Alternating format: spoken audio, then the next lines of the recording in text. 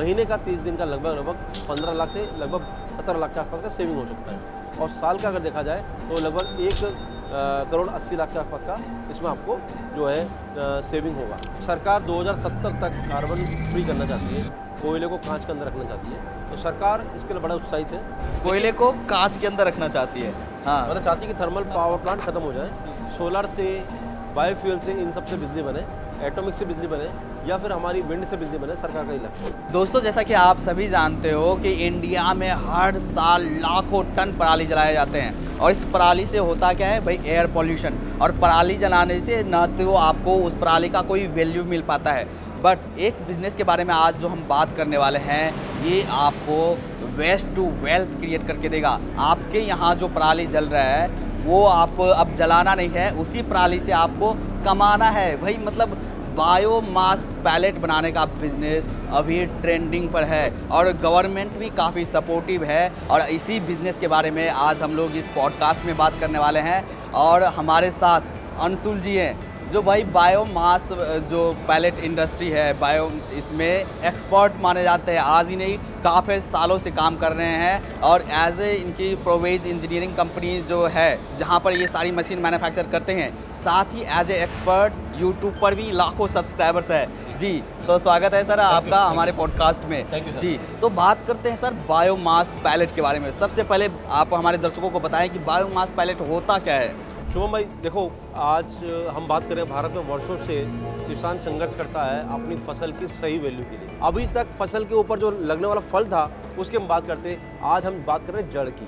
और किसी ने सोचा नहीं था आज से कुछ सालों पहले तक कि जड़ से भी कमाई हो सकती है। तो ये बिजनेस बेसिकली हमारी फसल का अवशेष, जिसको कि किसान लेबर ना होने की वजह से, जिसको कि किसान समय कम होने की वजह से, क्योंकि जब किसान धान की बुआई करता है जून के अंदर, जुलाई के अंदर, तो उसको अगस्त सितंबर में कटिंग करना होता है, लेकिन उस समय पर लेबर नहीं होती है। तो उसके बाद कटिंग के बाद में फसल तो चली जाती है, लेकिन फसल का अवशेष जमीन पर रह जाता था और उसको वो किसान, क्योंकि लेबर नहीं थी इसलिए आग लगा देता था, क्योंकि उसको खेत खाली करना होता था, क्योंकि अगली गेहूँ की फसल आने वाली होती थी। तो किसान को ये शॉर्टकट नजर आता था। लेकिन जब किसान को पता लगा कि आज एक ऐसा बिजनेस मॉडल अवेलेबल है जिसमें उस फसल के अवशेष का दाना दाना, तिनका तिनका का भी उसको 1.5 से 2 रुपया 3 रुपये मिलने वाला है, तब जाकर के किसान की आज कह सकते हैं कि बल्ले बल्ले हो गई।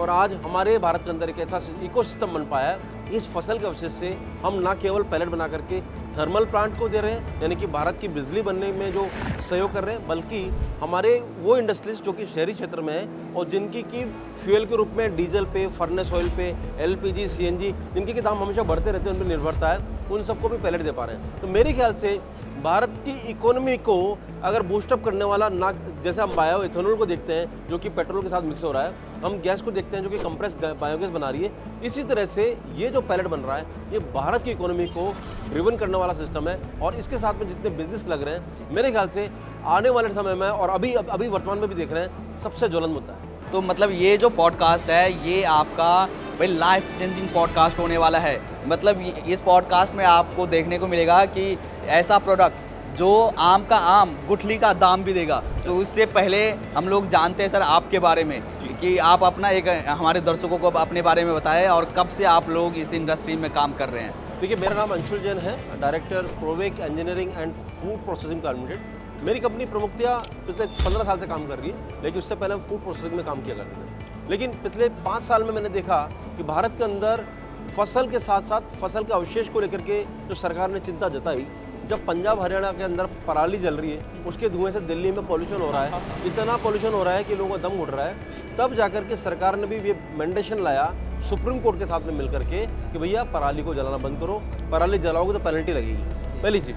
दूसरी चीज़, उन्होंने थर्मल प्लांट को बोला भैया आप अपने जो कोयला लग रहा है, कोयले के साथ में 3 से 5%, 7% मेंटेशन करो, इसके साथ में पराली से बने हुए पैलेट को आप डाल पाए। लेकिन ये मुहिम सिर्फ पंजाब हरियाणा तक नहीं रही, ये मुहिम चली पूरे भारत के अंदर। अब बात करें पराली अकेले का प्रोडक्ट नहीं है, क्योंकि पंजाब के अलावा बहुत सारे राज्य हैं। तो राजस्थान के अंदर बात करें तो सरसों की तूड़ी, हम बात करें एमपी की तो सोया की तूड़ी, सोया हस्क, उसके बाद हम बात करें गुजरात की तो कॉटन, यानी कि जो कपास की जो तूड़ी है वो हो गया। हम बात करें आप साउदर्न रीजन की बात करें, वहाँ पर नेपियर है, वहाँ पर सोयाबीन है, कॉटन है और पाम भी है। यानी कि भारत के हर राज्य के अंदर फसल है, तो फसल का वेस्टेज है जिसको हम बोलते हैं बायोमास। जो जल सकता है वो सब यहाँ चल सकता है। जो जलने की क्षमता रखता है। तो हर तरह का बायोमास चल सकता है, इसीलिए ये बिजनेस को पूरे भारत में ले जाने की आवश्यकता है। और आपके जो पॉडकास्ट के माध्यम से काफ़ी लोग जानेंगे कि किस तरह से ये एक लाइफ चेंजिंग मूवमेंट होने वाला है, एक रेवोल्यूशन आने वाला है। एक हमने देखा था फसल क्रांति आई थी, जिसमें भारत के अंदर फसल की पैदावार हुई थी, जो जवाहरलाल नेहरू के बाद में आई थी। और एक ये क्रांति आ रही है जहाँ पर कि फसल के अवशेष की क्रांति चल रही है। ये भी एक रेवोल्यूशन है जिसको कि भारत और भारत की आने वाली पीढ़ी सदियों तक याद है। तो और इस रिवोल्यूशन को आप लोग लीड कर रहे हैं, क्योंकि हम लोग भी आपको फॉलो करते हैं। जो आपकी चैनल है वहाँ पर लाखों सब्सक्राइबर हैं आपके सर, ये हमारा सौभाग्य है कि हम लोगों को एडुकेट कर पा रहे हैं, लोगों को ये जानकारी दे पा रहे हैं कि किस तरह से आपके पास मौजूद जो अवशेष है वो कचरा नहीं है, वो एक सोना है, और उसको आपको किस तरह से एक वैल्यूएबल प्रोडक्ट में कन्वर्ट करना है, वैल्यूएडिशन करना है। तो मेरे ख्याल से ये मुहिम हम कर पा रहे हैं, ये हमारा सौभाग्य है। मतलब पराली जो है पंजाब और हरियाणा को लेकर मतलब काफ़ी हाईलाइटेड है, बट इसमें रॉ मटेरियल सिर्फ पराली नहीं है, जो भी चीज़ जल सकता है वो इसका रॉ मटेरियल है, और वहाँ से आप पैलेट बना सकते हैं। मतलब आप देखो पराली का इतना क्वांटिटी है, और वहाँ से आप इसको हाई डेंसिटी में इस तरह के आप पैलेट बनाकर तैयार कर देते हैं, तो ये काफ़ी उसको हाई डेंसिटी में बना देता है। अब होता क्या है शुभम भाई कि फसल के अवशेष को अब हम शहर में तो ला नहीं रहे, तो बेसिकली ये बिजनेस जो है ना, ये गाँव में लगने वाला बिजनेस है। आज तक आपने भारत में कई बिजनेस के बारे में सुना होगा, खुद ने भी आपने वीडियो शूट किए होंगे। हर बिजनेस का रूट जो होता है शहर में होता है, उसका रॉ मटेरियल शहर से आ रहा है या इम्पोर्ट हो रहा है। लेकिन ये एकमात्र ऐसा बिजनेस है जिसका वेस्टेज, जिसका कि रॉ मटेरियल गाँव के अंदर क्रिएट हो रहा है। गाँव की फसल का अवशेष का रॉ मटेरियल है, और इसका बना हुआ पैलेट शहर में आ रहा है, थर्मल प्लांट में जा रहा है। भारत के अंदर पावर सेक्टर के अंदर जो कमी थी उसको पूरा करने वाला, और हमारे फ्यूल सेक्टर के अंदर 1-on-1 LPG, CNG, diesel, furnace oil, इन सब का एकमात्र विकल्प को क्रिएट कर पा रहा है, तो ये बिजनेस कर पा रहा है। तो सर ये तो आपने बता दिया कि भाई प्रोडक्ट एक्चुअली है क्या, बट अभी इंडिया में इसकी पोजीशन क्या है? देखिए, अगर हम बात करें आज से 10 साल पहले की, सन 2014 की बात करें, तब हमारे भारत के अंदर बायोमास से बनने वाली पावर बिल्कुल जीरो थी। थर्मल पावर जो थी 50% थी, और जो हमारी सोलर पावर थी वो 1% थी। हमारी जो विंड पावर यानी हवा से बनने वाली पावर है वो 1% से कम थी, और हमारी जो एटॉमिक पावर थी वो 2.5% के आसपास थी।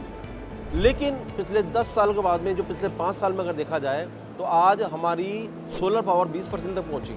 20%, 1% से 20%। विंड पावर 1% से 10% पहुंच चुकी है। एटॉमिक पावर भी बढ़ी, लेकिन थर्मल पावर के अंदर देखा जाए तो हमारा चेंज नहीं हुआ। थर्मल पावर वहीं की वहीं बनी है। तो आज थर्मल पावर के ऊपर डिपेंडेंसी होने की वजह से कोयला, जो कि जिसके दाम तेज़ी से बढ़ रहे हैं, जिसका दोहन तेज़ी से बढ़ रहा है, उसकी वजह से हमारी निर्भरता कोयले पे हो गई है। भारत सरकार की मुहिम से कोयले की वजह से जो कार्बन इमिशन होता है एनवायरनमेंट के अंदर, वो कम हो रहा है, क्योंकि सीधा सीधा जो पैलेट बन करके जा रहा है। अब मेन बात देखें, पूरे भारत के अंदर 250 गीगावाट पावर की आवश्यकता है। उसके अंदर अगर देखा जाए 50% पावर अगर मान लीजिए हमारी थर्मल से बन रही है, यानी कि देखा जाए 125 गीगावाट के आसपास की हमारी पावर जो है थर्मल से बन रही है, यानी कि कोयले की आवश्यकता है। तो इसमें कोयला लग रहा है, लगभग 117 टन के आसपास कोयला इसमें लग रहा है। अब 117 टन कोयले को सरकार ने मुहिम ला करके ये कोशिश की कि भैया इसका 5% या 7% पैलेट पे कन्वर्ट हो जाए। तो कुल मिलाकर के देखा जाए तो आज भारत के अंदर 1 से लेकर के 1.5 lakh ton per day pellet की आवश्यकता बनी है। तो मेरे ख्याल से अगर 1 से 1.5 lakh ton per day pellet की आवश्यकता की बात करें, और 100 टन पर डे के प्लांटों की बात करें, तो कईयों हज़ारों प्लांट भारत में लग सकते हैं। ये एक बहुत बड़ा फ्यूचर मुझे समझ। तो गवर्नमेंट ने मैंडेटरी भी कर दिया कि भाई थर्मल पावर प्लांट पे इतना % आपको यूज़ करना है। बिल्कुल, ये मैंडेशन आ गया है, सुप्रीम कोर्ट का मैंडेशन आ गया है, और आज की डेट में जो थर्मल प्लांट यूज़ नहीं कर रहे हैं, NTPC के अलावा भी और NTPC भी, उनके ऊपर पेनल्टी भी लगना चालू है। अच्छा। तो ये है कि भाई ऑलरेडी आपका मार्केट तैयार है, बस आपको ज़रूरत है आपका अपना सेटअप तैयार करने की। सेटअप तैयार करना है, और इस सेटअप को तैयार करने के लिए हम लोग पूरी मदद करते हैं। न केवल हम फार्मर को पूरा गाइड कर रहे हैं कि आप कैसे फसल को कलेक्ट करें, क्योंकि देखिए सबसे पहले बात आती है कलेक्शन की। फील्ड में जाकर आप फसल को कैसे कलेक्ट करेंगे, कलेक्ट करने के बाद उसको स्टोरेज कैसे करेंगे, क्योंकि बिजनेस चलना साल भर, फसल आएगी एक टाइम की, उसको पूरे साल की स्टोर करना है। स्टोरेज करके उसको फिर प्रोसेस बाई प्रोसेस उसको पैलेट में कन्वर्ट करना है। तो ये पूरा प्रोसेस के लिए हमारी कंपनी EPC यानी कि पूरा इंजीनियरिंग, प्रोक्योरमेंट और कंस्ट्रक्शन तीनों एंड पे काम कर रही है। अगर आपको एक प्लांट लगाना है तो कैसे आपको इंजीनियरिंग होगी, यानी कि क्या क्या मशीन लगेगी, क्या क्या आपको साइट रेडीनेस चाहिए, क्या डॉक्यूमेंट चाहिए, क्या आपको सरकार की फॉर्मेलिटीज़ हैं, क्या लाइसेंसेस लेने हैं, कहाँ पर बेचेंगे, क्या टेंडरिंग होगी, क्या कंस्ट्रक्शन करना है, क्या क्या उसके लिए पैसा लगेगा, ROI कब आएगी, इन सब के लिए अगर आपको कॉन्टेक्ट करना है तो हमारी कंपनी 1-on-1 काम करती है। मतलब टोटल सॉल्यूशन है, मतलब प्रॉपर हैंड होल्डिंग है। वंस अगर आप बिजनेस स्टार्ट करना चाहते हैं, एक बार आप कंपनी के पास आते जी, हैं, जी। प्रोवेज के पास आते हैं, तो पूरा ये काम संभालने की भाई आप निश्चित रहो, बिल्कुल। बस हम आपका पूरा तैयार जी, करके जी, देंगे, जी। प्रोडक्शन तक तैयार करके जी, देंगे। बिल्कुल। जी, सो सेटअप की बारे में बात कर ले, क्या-क्या मशीन चाहिए होगा हमें और कैसे प्रोसेस रहता है? देखिए, अब हम बात करते हैं प्रोसेस की, तो सबसे पहले तो हम बात कर रहे हैं हमारा रॉ मटेरियल फसल का अवशेष। फसल का अवशेष में लाज़मी सी बात है कि फसल का अवशेष आ रहा है, जब कलेक्शन करके आएँगे तो उसके अंदर कंकड़ पत्थर भी आएगा, मिट्टी भी आएगी। तो सबसे पहले तो आ गया क्लीनिंग सिस्टम। तो जैसे कलेक्शन की बात करें तो कैसे किसान के ज़्यादा के डोर टू डोर कलेक्शन करना होता है या किसान से पहले बात कर लिया वो भेज आज देते के हैं? डेट में एजेंसीज बन गई हैं, क्योंकि देखिए फसल को लंबे टाइम तक रखना है, तो ऐसा तो ही नहीं है कि फसल कटने के बाद वो पड़ी रहेगी ज़मीन पे। इसकी आजकल बेलिंग होने लग गई है, राउंड बेल बनती हैं, स्क्वायर बेल बनती हैं। बेलिंग बनने के बाद में इनको किसान खेत में स्टोर कर देता है। फिर अगर आपने प्लांट लगाया तो आपको प्लांट तक वो पहुँचाता रहेगा, या आप भी आप उससे परचेस करके अपने खेत में स्टोर कर सकते हैं। तो पहले सबसे पहले हो गया संग्रहण। अब इस फसल के साथ में, क्योंकि फसल खेत से आ रही है, इसमें कंकड़ मिट्टी पत्थर होना लाजमी है, तो सबसे पहले इसको एक शेडर मशीन में लाया जाता है, जहाँ पर इस बेल को तोड़ करके इससे एक 50 से 70 mm की लगभग एक पार्टिकल साइज का प्रोडक्ट बन जाता है। यहाँ पर जो उसकी गंदगी है, कंकड़ पत्थर है, वो सब निकल जाता है। अब पैलेट बनाने के लिए, क्योंकि पैलेट की साइज़ आपकी 6 mm है, 8 mm है, तो आपको इसके लिए इस पाउडर को फिर दोबारा पीसना होता है। इसके लिए आपको लगती है हैमर मिल मशीन, जो मैंने आपको बताया पूरा हैमर मिल प्रोसेस। तो हैमर मिल मशीन क्या करती है, शेडर से निकलने वाला माल है, इसको पीस देती है और उसको लेकर आती है लगभग 6 से 10 mm में। बट सर उससे पहले अगर बात करें, मान लो कि अभी समर का टाइम है तो काफ़ी हीट है, तो चलो हमारे यहाँ जो प्रोक्योर कर रहे हैं वो ऑलरेडी उसमें नमी नहीं है, बट बारिश का मौसम है या ऑलरेडी उसमें नमी है, फिर वहाँ पर कैसे करेंगे? वहाँ पर आपको उसको ड्राई करना पड़ेगा और इसके लिए ड्राई लगाना पड़ता है। तो अगर हम बात करें शेडर से हैमर के बीच में, अगर बारिश के टाइम की बात करें या हम सर्दी के टाइम की बात करें, तो एक ड्रायर कंपलसरी हो जाता है, क्योंकि आप अगर प्लांट लगाएंगे आप सालों साल चलाएंगे। ऐसा नहीं कि आप 6 महीने बंद कर देंगे, तो उसके लिए ड्रायर लगाना पड़ेगा। और ड्रायर हमारी कंपनी बनाती है, उस ड्रायर से आप उसकी मॉइस्चर को लेकर आएंगे 15 से 20% तक लेकर आएंगे, और उसके बाद में ड्रायर से लाने के बाद में आप उसको हैमरिंग करेंगे, यानी कि पिसाई करेंगे। पिसाई करने का मतलब उसको 6 से 10 mm के पार्टिकल साइज के फॉर्म में लेकर आएंगे।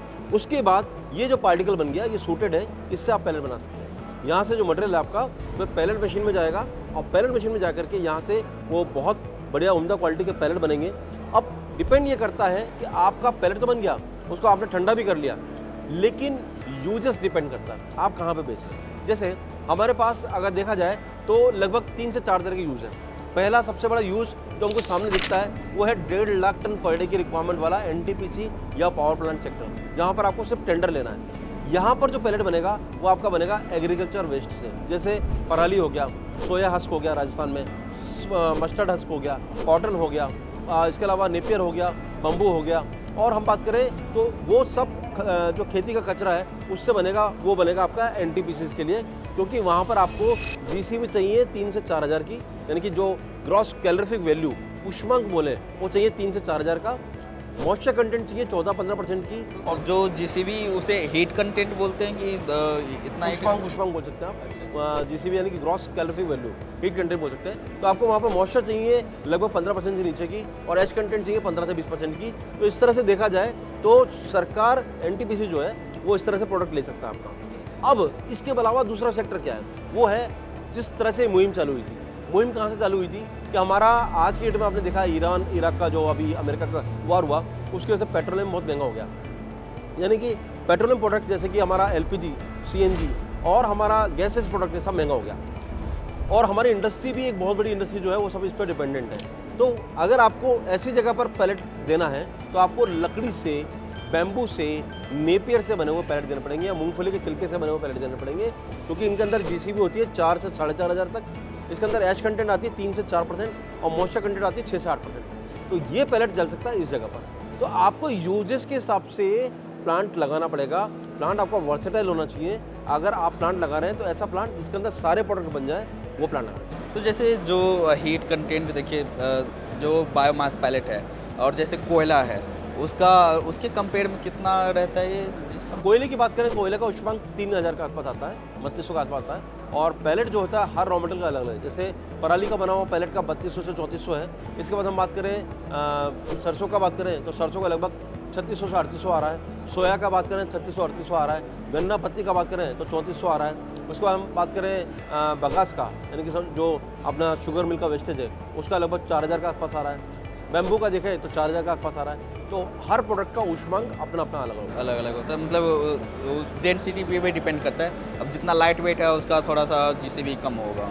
अच्छा जी, तो ये तो रहा मशीन्स की बात। तो आप लोग जो मशीन्स मैन्युफैक्चर करते हैं, कितने कितने कैपेसिटी में आप लोग मैन्युफैक्चर करते हैं, कितना देखिए, production? हम लोग बेसिकली 300 किलो पर आवर से लेकर के 1 टन पर आवर का एक सेगमेंट अलग है, जहाँ पर हम छोटी मशीन बनाते हैं। उसके बाद फिर हमारा इंडस्ट्रियल वर्जन आता है, तो वो 2 ton per hour, 5 ton per hour और 10 टन पर आवर के सेगमेंट है। 2 टन पर आवर मतलब हो गया 40 टन पर डे का, 5 टन पर आवर हो गया मतलब 100 टन पर डे का, और 10 टन पर आवर मतलब हो गया 250 टन पर डे का। जो आपने अलग अलग सेगमेंट बताया है, तो वो किसान जो है अगर अपने बजट के अकॉर्डिंग शुरू करना चाहते हैं या कैपेसिटी के अकॉर्डिंग कैसे शुरू कर सकते हैं? देखिए, किसान हर तरह से स्टार्ट कर सकता है। तो पहले तो ये देख लीजिए क्या क्या फसल आपके पास में है, और दूसरा, अगर आपके 250 किलोमीटर के पेरीफेरी के अंदर अगर आपके पास में थर्मल प्लांट है, तो मेरे ख्याल से इससे बढ़िया टेक्नोलॉजी नहीं है। आप प्लांट लगाइए और थर्मल प्लांट को मटेरियल दे दीजिए। अच्छा, तो जैसे आप लगा रहे हो तो आरओआई कितना आता है? मान लो कि जो किसान से प्रोक्योर करेंगे जो पराली है, वो कितने में ले रहे हैं और आप इधर कितने में सेल कर रहे हैं? नॉर्मल इंडिया का एवरेज बताऊं तो पराली लगभग 1 से सवा रुपया, 1.5 रुपये के अंदर आ रही है। कई जगह पे 2 रुपये की भी आ रही है। और अब जब किसान के पास से पराली आपके पास आएगी, तो मैं ट्रांसपोर्टेशन आपके पास में 2 रुपये की आ जाएगी। आप उसको स्टोर करेंगे, लगभग आप 6 से 7 महीने का स्टोरेज करेंगे,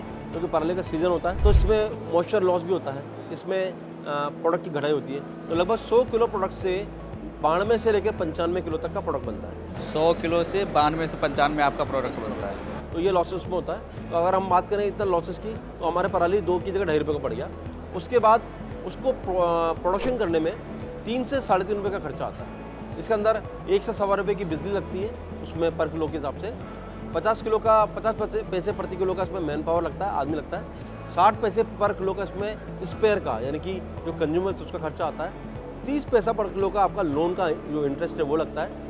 और अगर हम बात करें तो लगभग 10 पैसा मिसलेनियस यानी अदर खर्चे जो हो गए, तो ऐसा मिलाकर के 3 से सवा 3 रुपये पर किलो का खर्चा इसमें आता है।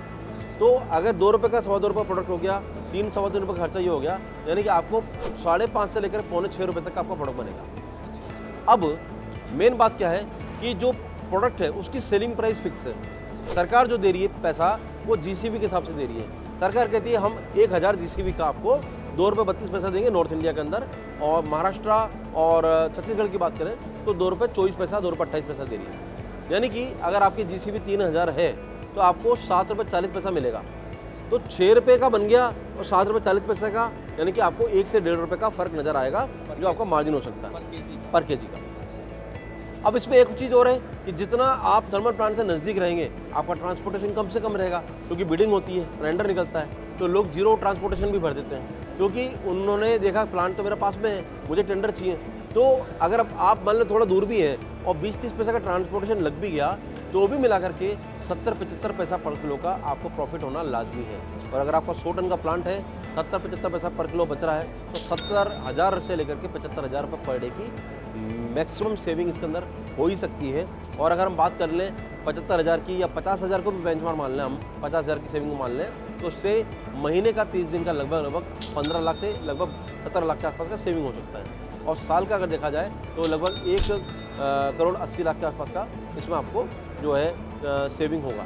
तो अगर जो 1 करोड़ सेविंग कितने कैपेसिटी वाले प्लांट में आप 5 टन के प्लांट में 5 टन के प्लांट सेविंग होगा। तो अगर हमने जैसा तमरुल बताया कि 1 टन के प्लांट को लगाने में 1 करोड़ रुपये खर्च होता है, 5 टन के प्लांट को लगाने में मशीन, शेड और उसकी बिजली, transformer, land preparation, civil work सब मिला करके अगर देखा जाए तो 5 करोड़ रुपये खर्च हो रहा है। यानी 1 टन का 1 करोड़ रुपये, 5 टन का 5 करोड़ रुपये, 10 टन के प्लांट में 10 करोड़ खर्च होता है। तो उस तरह से देखा जाए तो किसी भी सिस्टम से अगर आप प्लांट चलाते हैं तो आरओआई लाने के लिए आपको मशीनरीज और ट्रांसफार्मर वगैरह का तो लाने में लगता है 1.5 से 2 साल, और बाकी पूरे प्लांट का अगर आपको लाना है तो 2.5 से 3 साल के अंदर पूरा आपका तो ये पूरा आरओआई आपका कवर हो जाएगा। देन उसके बाद अपना प्रॉफिट पे चलेगा। तो ये मशीन तो आप लोग बना ही रहे, मतलब पूरे इंडिया में बना ही रहे। साथ ही आपका सैंडोंग कंपनी है, उनके साथ भी कोलैबोरेशन जी, है। शेंडोंग ज्वेलोंग जो कंपनी है ये विश्व की सबसे बढ़िया कंपनियों में से है और इनका हेडक्वार्टर चाइना के अंदर है, जंगजाऊ के अंदर है और हम भारत में इनकी 350 से ज़्यादा मशीन बेच चुके हैं। हमारी खुद की भी सेल्फ मैन्युफैक्चरिंग है और हम शेंडोंग ज्वेलोंग की मशीन बेचते हैं। तो बेसिकली इनका एक्सपर्टाइज ऐसा है कि इनकी मशीन वर्सेटाइल है, इनकी मशीन किसी भी रॉ मटेरियल के ऊपर पैलेट बना सकती है। तो इस मशीन को हम काफ़ी प्रमोट करते हैं और भारत में इनके ऑथराइज चैनल पार्टनर के रूप में काम कर रहे हैं। लोग ज्वेलोंग की मशीन लेने के लिए हमसे कॉन्टैक्ट करते हैं, हमसे ले चुके हैं। पूरे भारत में 350 से ज़्यादा मशीन हम लोग लगाते हैं। तो मशीन की क्वालिटी प्रोडक्ट पे कितना डिपेंड करता है भाई? आपका मशीन हैवी होना चाहिए, वाइब्रेशन लेस होना चाहिए, तो आपका जो पैलेट है वो भी परफेक्ट आएगा, उसकी जीसीबी भी बढ़िया रहेगी। देखिए, कैसा है? शोभ जी क्या है कि 2 चीज़ें हैं। एक तो प्लांट ओनर को ये समझ में आना चाहिए कि प्लांट 1 साल के लिए नहीं लगा है, तो उसको हैवी फाउंडेशन करे, मशीन हैवी ले, अच्छी मशीन ले, अच्छे लोहे की बनी हुई मशीन ले, हैवी स्टील की बनी हुई मशीन ले, तो प्लांट चलता है 10 साल के लिए। कोई भी भारत में जो प्लांट आता है वो 10 साल की लाइफ कम से कम लेकर आना चाहिए और फिर आप उसको मेंटेन करके उसको 20 साल 25 साल चला पाए, तो क्योंकि ये बिजनेस यहाँ खत्म होने वाला नहीं है। आज जापान 30% को फायरिंग का, कोयले के साथ मिक्सिंग का लक्ष्य प्राप्त कर चुका है। हम अभी 3-5% पे फाइट कर रहे हैं। तो उस लक्ष्य को पाना है तो हमें 10 साल 15 साल सस्टेनेबिलिटी लानी पड़ेगी, अपने मशीन को चलाने की ताकत रखनी पड़ेगी। इसीलिए आप जिस भी कंपनी से जुड़िए, हैवी मशीन बनाने कंपनी से जुड़िए, अच्छी मशीन बनाने वाली कंपनी से जुड़िए, ताकि आप इसके अंदर 10, 15, 20 साल सर्वाइव कर पाएं। मतलब एक किसी भी कंपनी से आप लेते हो तो आप एक पीस ऑफ माइंड के साथ ले कि भाई चलो कुछ भी है, कंपनी हमारे पीछे खड़ी है, बिल्कुल। जब भी कुछ होगा हमारे ऑन साइट अब पहुंच जाएंगे बंदे। हम लोगों ने देख लिया मशीन्स के बारे में, प्रोसेस के बारे में, ROI क्या है, प्रॉफिट क्या है। अब बात करते हैं मार्केट की। मार्केट में करंट सिनेरियो क्या है बायोमास पैलेट की? देखिए, मैंने जैसा आपको बताया कि सरकार 2070 तक कार्बन फ्री करना चाहती है, कोयले को कांच के अंदर रखना चाहती है, तो सरकार इसके लिए बड़ा उत्साहित है। कोयले को कांच के अंदर रखना चाहती है। हाँ, मतलब चाहती है कि थर्मल पावर प्लांट खत्म हो जाए, सोलर से, बायोफ्यूल से, इन सब से बिजली बने, एटॉमिक से बिजली बने या फिर हमारी विंड से बिजली बने, सरकार का ही लक्ष्य है। लेकिन ये एकाएक तो नहीं होगा, धीरे धीरे स्टेप बाय स्टेप होगा। तो आज हम 5% बायोफ्यूल की मिक्सिंग कर पाएँ, ये यहाँ तक लग पहुँचे। तो अभी वर्तमान में पर डे सरकार को 1.5 लाख टन पैलेट चाहिए, अगर हम 5% देखा जाए टोटल पावर प्रोडक्शन का, और उसके सामने अभी वर्तमान में 30 से 40 हज़ार टन पैलेट मिल पा रहा है। यानी कि अगर देखा जाए तो 1 लाख टन पर डे का अभी भी गैप बना हुआ है और मिनिमम देखा जाए सारे थर्मल प्लांट नहीं ले रहे हैं तो भी 70-75 हज़ार टन का पर डे का गैप बना हुआ है, तो जिससे कि लगभग कई हज़ारों प्लांट इससे चल सकते हैं। दूसरा, इसमें आप सिर्फ थर्मल प्लांट को मत देखिए, इसको बड़े व्यू में देखिए, क्योंकि थर्मल प्लांट ही अकेला इसका लक्ष्य नहीं है। हमारे जितने भी शहर की क्षेत्र के अंदर, खासकर दिल्ली NCR के अंदर जो businesses LPG, CNG, diesel, furnace oil पे अपने प्लांट को चला रहे हैं, अपने प्रोसेस के अंदर LPG को यूज कर पा रहे हैं, उन सबको भी बेसिकली अपने अपने फ्यूल को कन्वर्ट करने की जरूरत है पैलेट पे। और हमारी कंपनी इसके अंदर मुहिम कर रही है। हम ना केवल पैलेट प्लांट दे रहे हैं बल्कि पैलेट बर्नर, पैलेट स्टोव भी दे रहे हैं। आज कमर्शियल किचन्स को पैलेट स्टोव पर लाने की जरूरत है। तो मेरे ख्याल से अगर देखा जाए तो वर्तमान में किसी को घबराने की जरूरत नहीं है। अबंडेंट क्वांटिटी की रिक्वायरमेंट है और प्रोडक्शन बहुत कम है, तो बहुत बड़ा गैप है। अच्छा, तो मतलब आप लोग डिमांड भी क्रिएट कर रहे हैं कि भाई जो है इनकी जो खपत है वहाँ अलग अलग जगह हो, क्योंकि कई बार हमारे पास कमेंट भी आते हैं कि भाई पावर प्लांट वाले तो लेंगे नहीं हमारा माल। फिर उस स्थिति में इस तरह की मिथ भी है, तो उस स्थिति में क्या करेंगे भाई? देखिए, पावर प्लांट को मैंडेटरी किया हुआ सरकार ने, उनको वह हैवी पेनल्टी से अगर वो नहीं लेंगे तो। लेकिन पावर प्लांट को भी अपना तैयारी के अंदर समय लगता है।